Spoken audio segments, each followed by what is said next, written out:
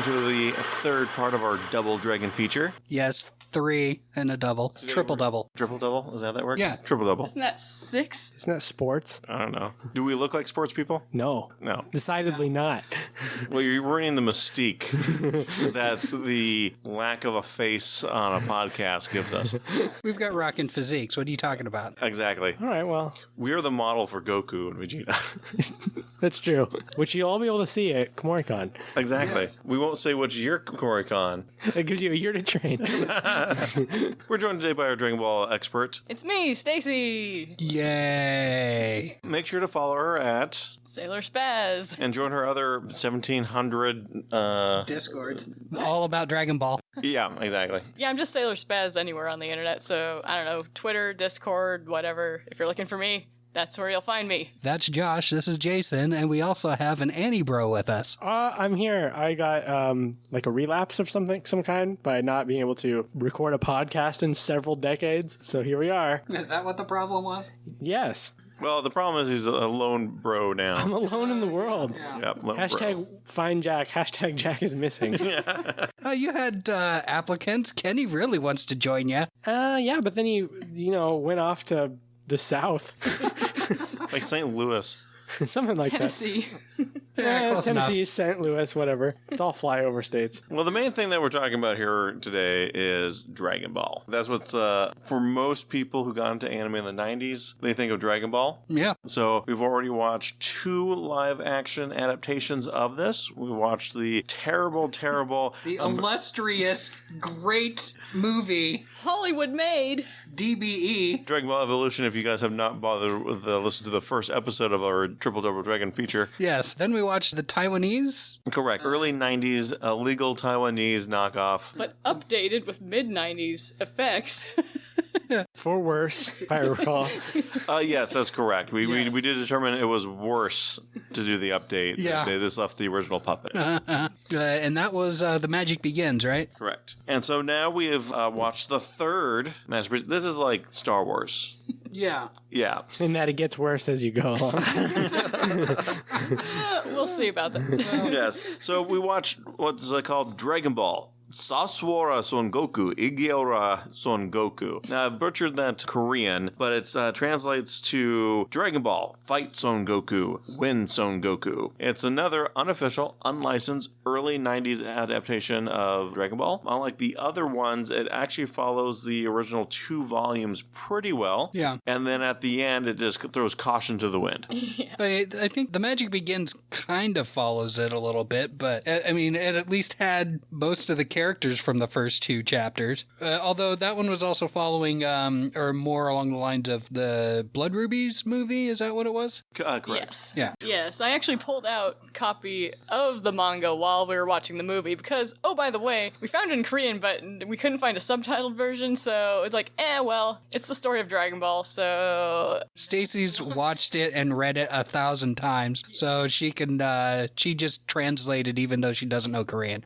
Well, apparently there is no subtitled version. It doesn't exist. Yeah, we couldn't find any anywhere. We searched the internet, and according to IMDb and Wikipedia, there is no... Actual, not even a sub or a fan dub type thing. Nope, like nobody's bothered to do it. Oh, we should fan dub it. Oh, We should 100% fan dub There's it. no way you could survive another viewing. It's way more fun if I can just say whatever I want. We were saying Yeah, whatever. we kind of were But have it dumbing over saved it. for posterity on an official audio track. Now, this movie is so rare. I mean, you can find it on YouTube, but back in 2013, a VHS copy, original copy, got sold for $215 US.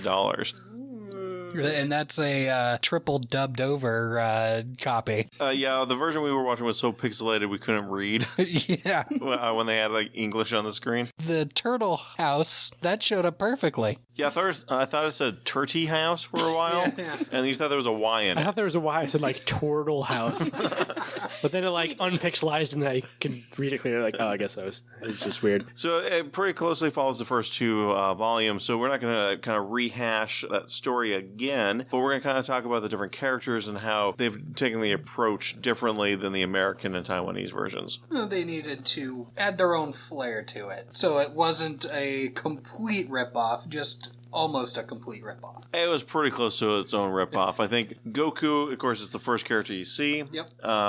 It's really like a panel by panel recreation with him walking, on top of the log as he's rolling down the hill to go cut it up. Yep. I mean, he doesn't strip down to do, the fishing and stuff like that, but he's got the spiky hair, probably the closest to the hairstyle that you're going to find in a live action. There was one scene where his hair got wet and it clearly went down, whereas his original hair never does that. All the glue that they used to keep his hair up was washed away. And I didn't really find this Goku here to be like overly annoying, even being played by a kid. Yeah. I mean, it might help that we couldn't understand what he was saying. Well, about like tone and his like acting. I mean, there's the kind of overacting, but this is Dragon Ball. And also Asian live action movies, so right. kind of expect a level of overacting and excessive flipping. I never saw any of that. It was all appropriate levels of flipping. He doesn't see race, is what he's saying. Yeah, because it's still a martial arts style movie, so you gotta have that kind of flipping stuff in it. And not Super Sentai level, but Sentai level, right, Laven? Yeah, let's say standard Sentai. Yeah.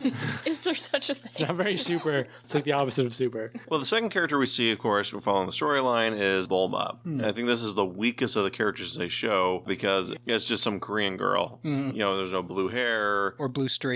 Oh yeah, like Evolution at least gave us a blue streak in her hair. I mean, they did keep her penchant for changing outfits a lot, though only one of them was really accurate to anything she wore originally, which was the genie type outfit near the end, but mostly she just kind of changed into random 80s/90s looking outfits. Yeah. Yeah, no bunny outfits. Yeah. Yeah, so automatic 5-point deduction from me.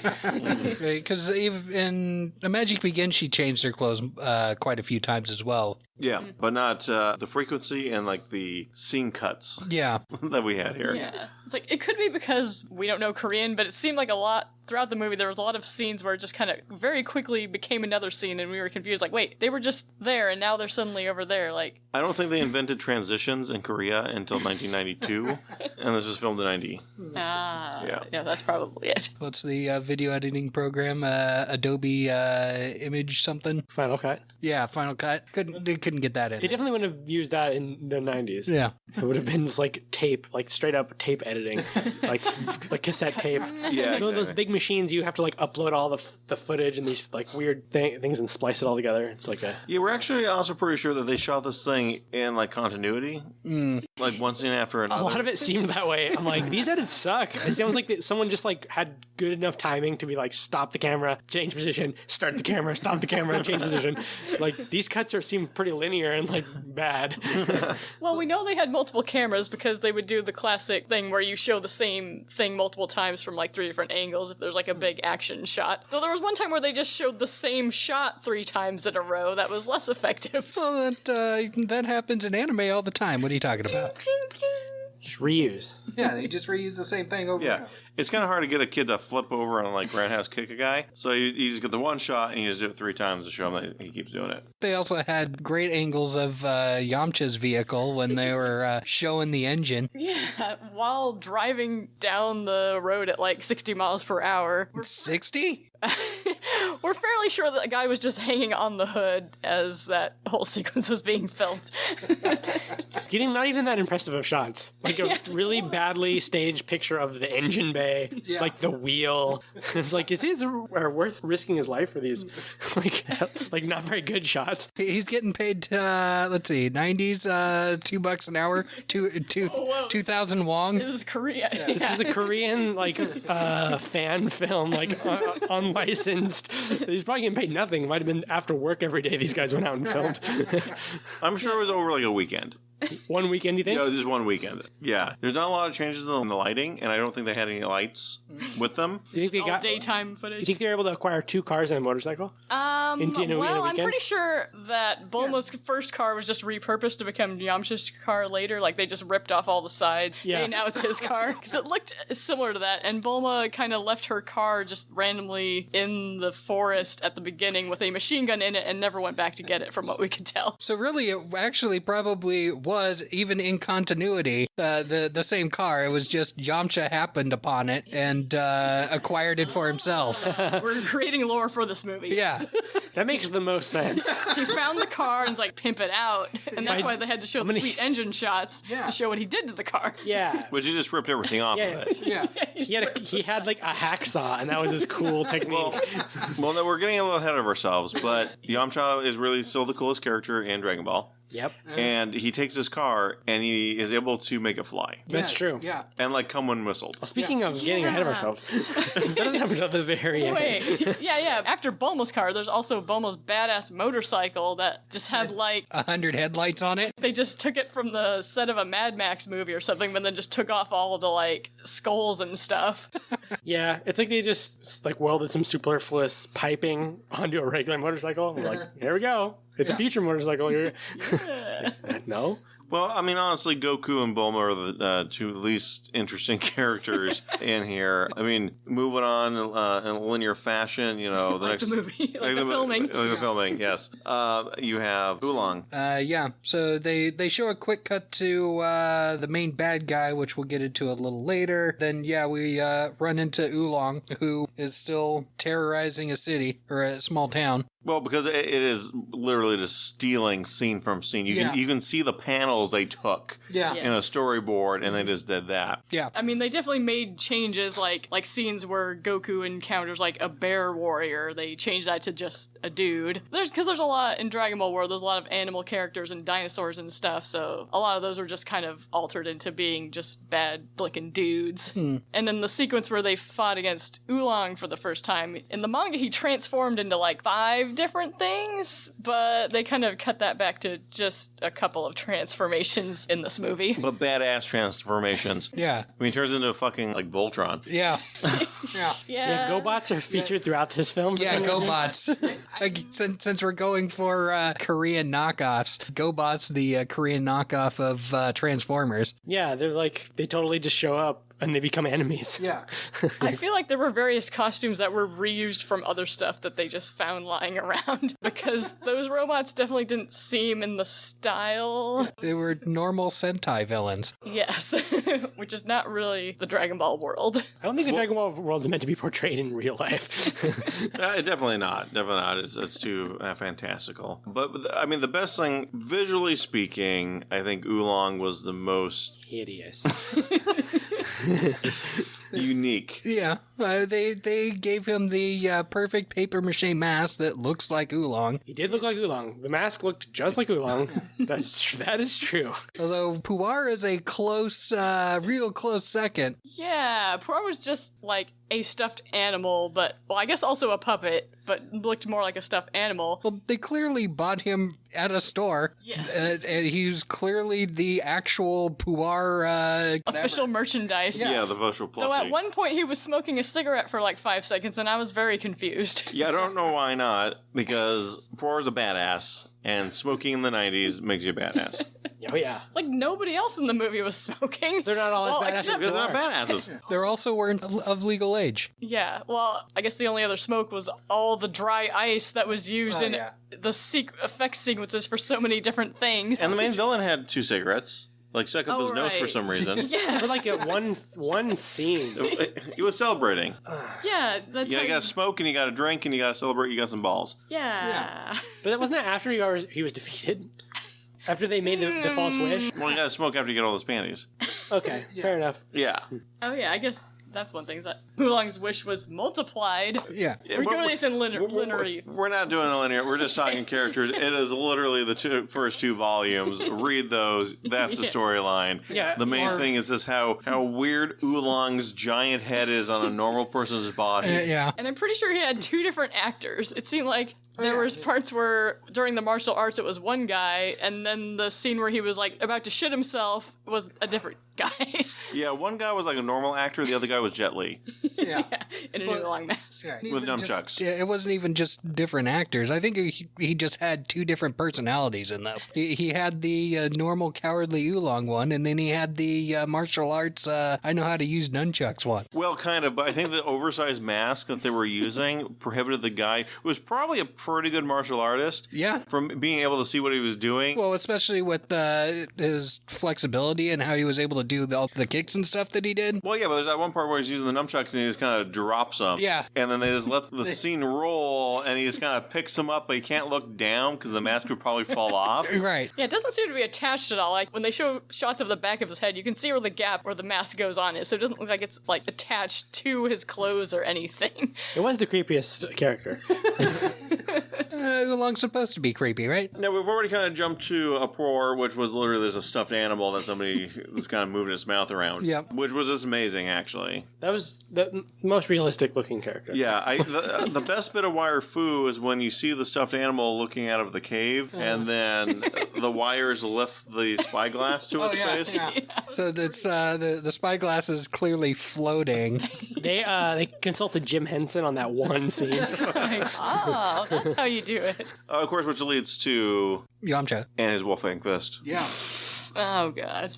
So, well, at this point, I was looking at the accompanying scenes in the manga. It's like, okay, here's where he does the Wolfang Fist. And in the manga, it's like he does it, and then he kicks Goku in the face. In this movie, he did Wolfang Fist, and then he kind of ran forward with his arms kind of waving in front of him. It's like a T-Rex. Yeah, with the little T-Rex arms waving in front of him, and then he, like, trips. Yeah, Goku trips him. Like, He what? falls on his face. He gets back up, says, let me try that again. And then this time he actually kicks him in the face. Yeah. Which I think is keeping with the original source material. Toriyama tends to have a little farcical Yeah. fun, especially this early on. Yeah. True. And he has a flying car. I mean, Yamcha is a Yeah, badass. well, it didn't fly at first, but then later it started flying for unknown reasons. Possibly because they didn't have the budget to make it fly the whole time, so they just said, fuck it, let's just have it became fly for a little flying. bit. Actually, I kind of have a theory that they were conservative with their budget initially, and then when they got to the end, they're like, "Oh shit, we still got got a whole bunch of money We got left." like 40,000 won left. Yeah. let's get the car to fly. Let's get his sword to shoot lasers. Let's animal to shoot this awesome final scene. Yeah. where we can't recreate what happened in the manga, but we're just gonna go for an awesome scene. Guys, we have $35 left. Let's just make the final wish multiple panties Yes. and just use the rest of the money on panties. Brilliant. Yeah. Yeah, some of the effects, like, they used a lot of fireworks when they were doing, like, the capsule effects, when Bulma created a house that had an ever-burning fire pit outside. It wasn't ever burning. It was clearly out in the morning when the turtle showed up. Oh, okay. It Yes. begins burning when you open the capsule. Right. Yeah. The fireworks are what started it. I is guess what so, set yeah. it The off. fireworks started a fire, and then they just didn't put it out. Yeah, they were never outside to enjoy it at all. They never put anything back into the capsule either. Yeah, they were too busy being inside the house watching episodes of Dragon Ball. Yes. Which you do see Goku in, was it the tournament arc that they actually showed the scene of? It looked like it was early on. Like, he was watching, like, somewhere in the same arc that he's a part of. Yeah, like it was like the first episode. Yeah, he was like Yeah. watching the first episode after he just got done recreating the first episode.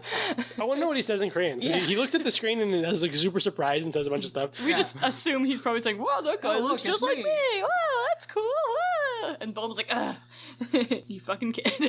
Kid, But don't you know about Dragon I'm Ball? gonna try to seduce you anyway, but you're Yeah. just a fucking dumb kid. And then you have the you smell and the bath scene and Yeah, bath scene where, like, Goku was holding a towel in front of him, but they still had this little, like, sensor cloud floating around. But then once he put the towel on, like, a loincloth, they didn't need the little sensor cloud anymore. yeah. Well, of course, this scene leads to where we're introduced by a very pivotal character, the turtle. Yes. Yes, so a guy crawls up to the campsite in a rubber turtle suit and needs help getting back to the ocean.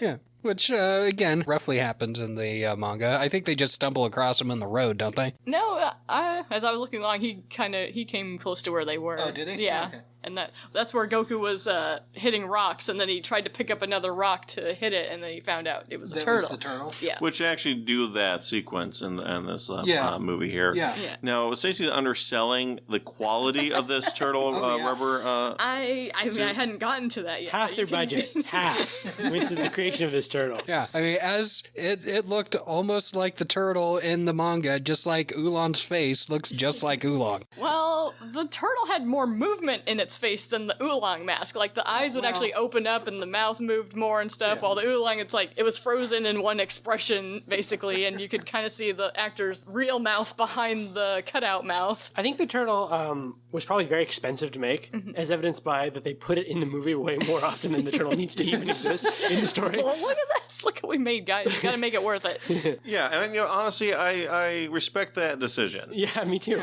Yeah. Turtle's fine. I have no problem with the turtle character. No, I do have a bit of a problem with the turtle hermit. Yeah. Roshi wasn't the best in this one, unlike some of the other characters. Yeah, the Taiwanese movie, I think, nailed him a little bit better. Yes. Yeah, he had that sweet theme song. If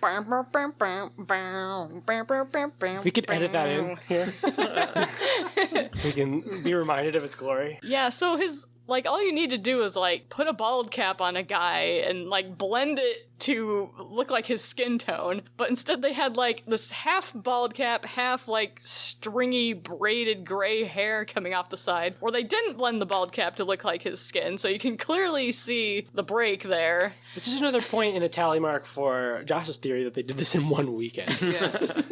They're like, we don't have a makeup staff. Just go. Get out there.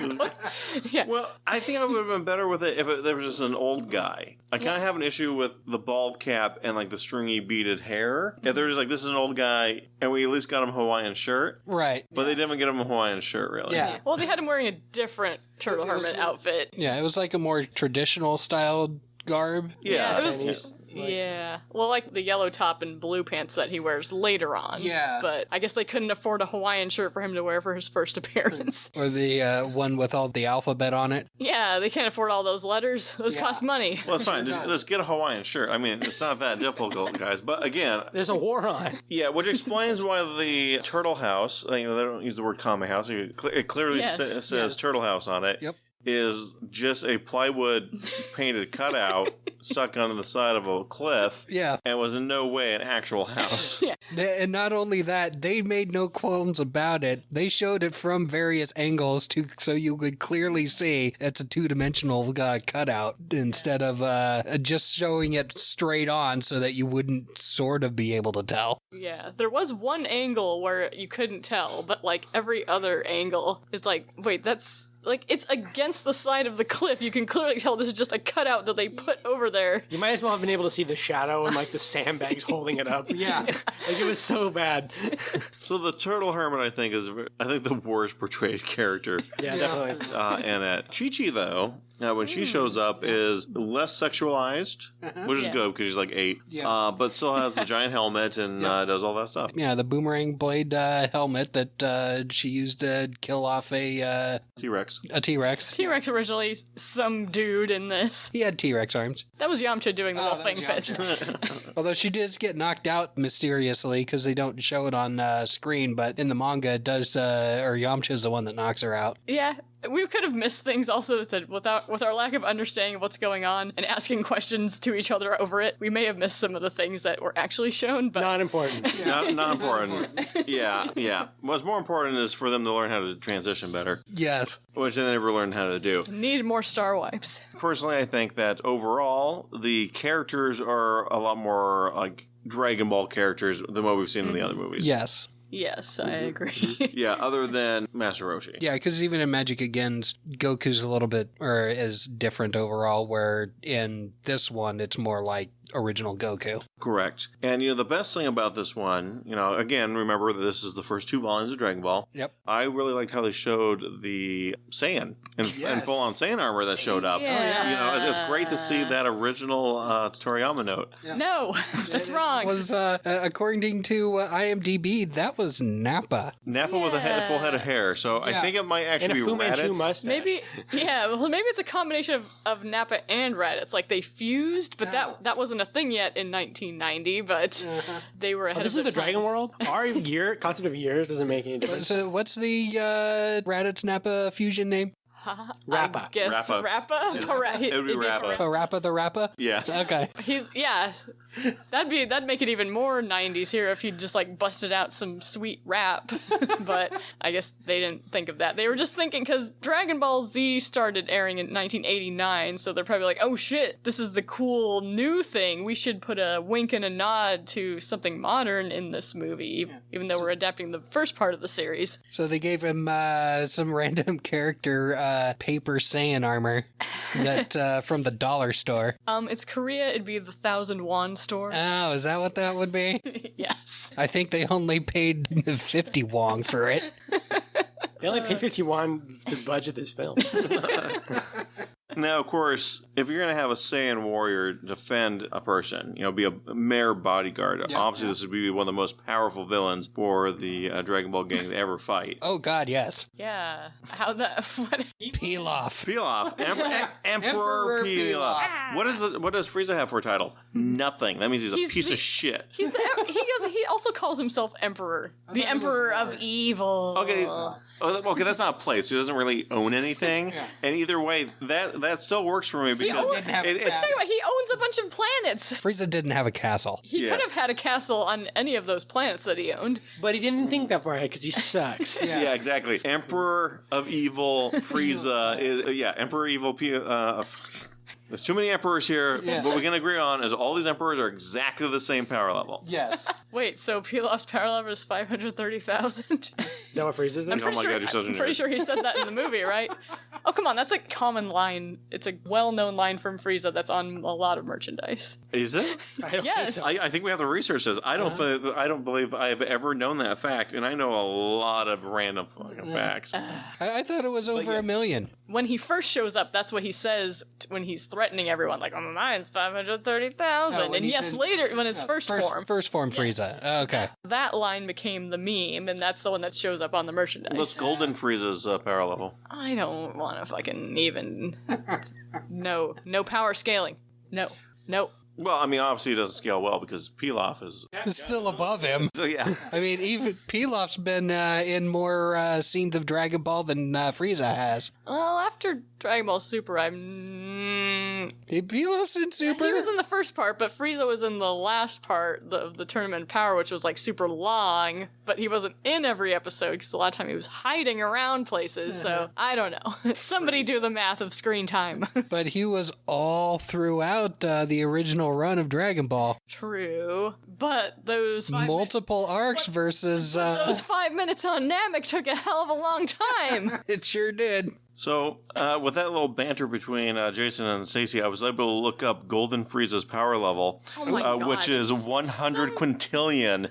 This is unchecked. This is just some douche on the internet. But I'm going to take this number as a fact, and this is what Emperor Pilaf's... Okay. Well, no, what is that number exactly? 100 quintillion. Okay, so Emperor Pilaf is 100 quintillion and one. Exactly. Yeah. Exactly. Okay. Because he single-handedly beats everyone up. Yes. Yeah, so we're talking about how it was mostly accurate. Well, aside from random things like Mai having shape-shifting abilities and turning into a centipede and attacking them at some point in the movie. She shapeshifts twice. Also into a stormtrooper. Yeah. Yeah. No, that one she just removed her. She actually just removed her clothes. Yeah, because apparently they didn't want to use Shu at all, so they just had Mai do everything. They had no spoken line. Shu laughed at one point. Yeah. When he fought Oolong. No, he fought, but he had no spoken lines in the whole film. He just stood there. He's just a dog. Yeah, so I guess at the end of the movie, they didn't want to do the part where Goku and the others escape by him turning into the Great Ape and then, busting out of the castle. Which, by the way, it seemed like they were just, filming at a theme park or something, because I'm pretty sure I saw, the Epcot Center in the background of some of the shots. It was. I'm pretty sure it's a Lotte World located outside Seoul. Yeah, that's probably it. Well, and so with this one, Goku breaks out with the Kamehameha, which I think that happened in a different Dragon Ball movie. I can't remember which one, though. It could have been one of the ones where they retold this story. Yes, yeah. But yeah, instead of doing that, busting out because he saw the moon and all that, it's like, no, let's just have this whole fight sequence between Goku and the others versus Pilaf and his henchmen. Yeah. Now, we don't want to oversell this. This was actually a very boring fight for the first 80% of it. Yeah. Long but boring. Yes. Well, I think it started out with a lot of explosions and And murders flying cars. Yeah. Yes. So Mai was fighting Goku, and then she became a stormtrooper, and then she immediately got blown the fuck up after that. Yeah. And then Shu went to fight, and he also got blown the fuck up. There's a heavy death toll at this point in time. They also had another GoBot appear, and that one finally got blown up as well. Yeah, and this is after Nappa also died. Yes. And actually, one thing that we Yeah. didn't talk about, because again, Yamcha's pretty badass. So there's like a group of like ninjas that are hanging out Yeah. with the Saiyan, and they're all like, "Yeah, we defeated these guys." And then one like shows up behind them, and Yamcha just calmly pulls out his sword, cuts them, and they go back to celebrating, and they take a couple steps, and the guy just blows up. Yeah. Yeah. Yeah. Like a robot. Yeah, like Hokuto no Ken. Yeah. Yeah, it was great. Oh, mentioning the sword reminded me of one thing that bothered me, that Goku kept using his Nyoibo in, like, sword fighting style. It's like, no, that's not how he uses it. Like, but it happened, like, multiple times. Like, stop making him use that as a sword. It's not a sword. They didn't really... It's a fighting stick. It's fine. Yeah. Yeah. They didn't really make it long enough to be used as an actual bow. Yeah, I mean, sometimes it seemed to shoot lasers and stuff. Like, apparently any sword could just also shoot lasers or be a lightsaber. Only Yamcha, and he was clearly channeling either Link from Legend of Zelda, because he could only do it when he had full health. It's true. Oh, right. This checks out. Then they got to the fight versus Pilaf, who actually has, like, powers and stuff in this version of Dragon Ball events. Like Vegeta, he could breathe fire, or shoot fire. Yeah, he could, like, shoot fire, and then he could, like, control this, like, fire spout on the ground and keep shooting fire from that. He shot fire at the ground, it traveled along the ground, and then it shot back up at them. Yeah, but it seemed like they had a part where it was like had the camera back so you couldn't see that he wasn't still standing there, and it was just fire shooting out of this mechanism. Well, yeah, no, you can clearly see the mechanism. I mean, You could see the tip of the flamethrower. yes, you could see it, but I guess they were trying to pretend like you couldn't see it if they pulled the camera back to a certain angle. Yeah. But yeah, I mean, Pilaf is just wrecking face, though. I mean, he takes on Oolong, he takes on... Knocks Goku down. Oh, yeah, like a little Then, bitch. when all hope is lost, who should appear? The turtle. The turtle. The turtle comes and saves the day, stands on his back feet, and punches his back flippers, punches Pilaf around, sits on top of him, and then the heroes gather up, turtle jumps back, Goku and Oolong stand next to him, and all three do a group Kamehameha. Yeah, the only way they could beat Pilaf, ever. It checks out. Yeah. Yeah, I was confused. I mean, Frieza's defeated by Goku with a simple Kamehameha. Yeah. Yeah. And a simple Trunks' sword. Yeah, it's like he was actually defeated Yes. by Trunks, cutting him up. How is he defeated on Planet Namek? He cuts himself up. The planet blows up Yeah, like a because, pussy. because he blew it up, and then he got caught in it blowing up. Like an idiot. Yeah. I mean, Goku- Pilaf doesn't blow himself up. Yeah, I mean, Obviously Goku did give him a last blast after he tried to save him like 3 different times. Yeah. And, That's well, what it's called in the you're gonna- dojins. Last Yeah, blast. give him one last blast to the face.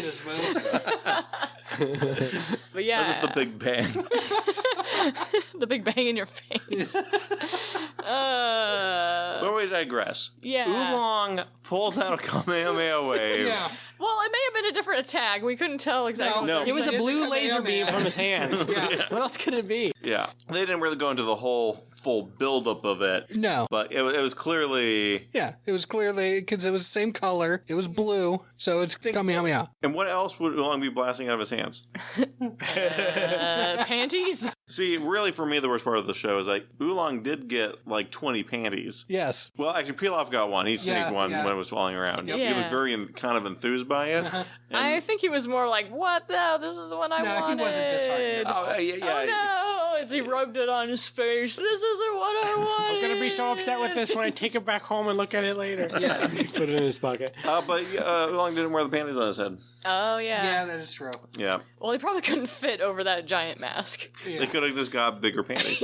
No, they don't make those in Korea. No, they, There's a war on. You gotta save they fabric. didn't make the mask without the hat. Oh, right. That is probably what happened. Otherwise, knowing them, yes. Knowing this movie, they would have worn it. You know, I think the best part of this movie is the kind of the real cheerful ending where they show like the entire cast and crew, and then do a whole like explosion behind them, still frame and roll credits. Yeah. Yeah. And they're Goku's holding the script. Yeah. Holding the script out, and we did it! Yay! Yeah.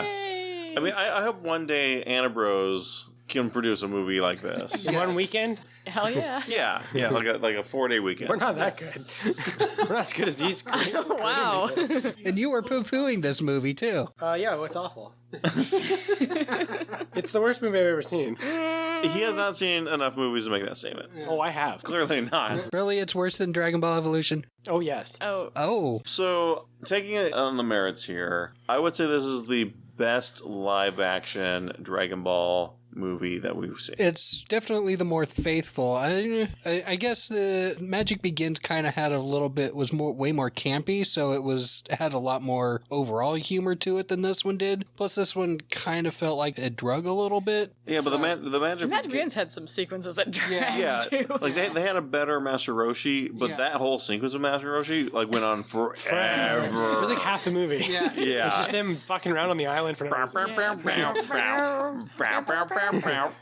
Yeah, here they kind of, like, they dragged out the Pilaf fight, like, way too long, and they even made it worse by doing a lot of it in slow motion. Yeah. To make it, just in case it wasn't dragging enough. It's like, well, we're also gonna have him do slow motion flips and shit. So, I'm trying to think between... Okay, my bottom is definitely Evolution because I just hate it and it's not the spirit of Dragon Ball in any way. So I'm trying to choose between the Korean and the Taiwanese of which one is better. I don't know. Laven, you go. I can't think. The Dragon Ball expert is stumped. The order is obvious. Oh. It goes the Taiwanese one. Number one, obviously, because it's the funniest one. It has the best music. And it's the most campy and fun to make fun of while watching it. Yeah. Number two goes Evolution, because it's a complete, coherent movie. I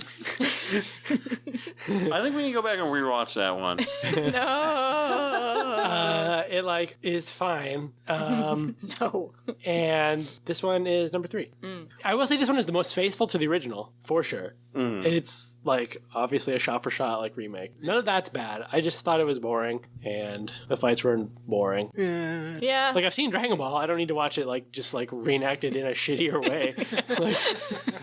like, they did a great job as, like, a project that was fun for them, but it's, like, not better than those other films. Yeah, I think I agree with Laven on the number one, that I'll say the Taiwanese one ranks above this Korean one. Especially with the music that you mentioned, like the other one had some nice memorable tunes, while this one was more just like plotting video game music and sounds in the background for the whole time. Yeah, you couldn't really hear it that much. I mean, it may just have been because of the copy that we had, but you just couldn't really make it out. Yeah, so yeah, I would say Magic Begins, number one, the Korean one, number two, and Evolution down in the dumps where it belongs. Yeah, I would have to agree with Stacey with this one, because even though Magic Begins, it doesn't fully follow like the main story. I don't think it was meant to, because I think we mentioned it before. It was more based on a different movie instead of trying to retell the first couple volumes where the Korean one did, but it still had a little better comedic value to them. Yeah,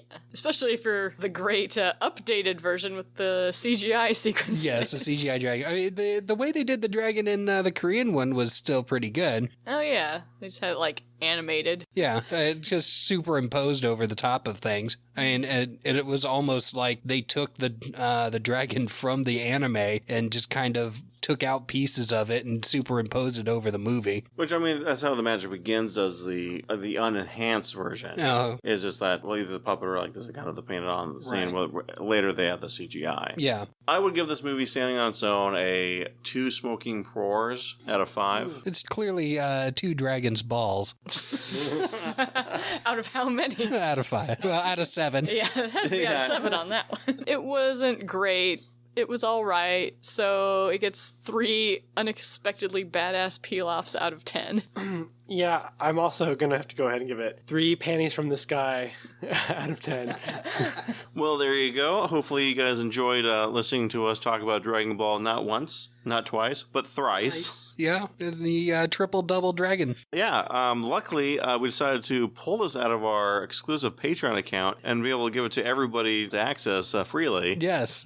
Yeah, all thanks to you, our subscribers. Exactly. Yeah, if you want to hear our bonus extra hour of Dragon Ball discussion, go ahead and donate $100 to the Patreon. Open up your purse straps and put the money in. We need to raise money to make our own version of Dragon Ball. Yes. A superior version. Well, superior to everything we've seen. A version seen. that's going to be technically similar, but shot on better cameras.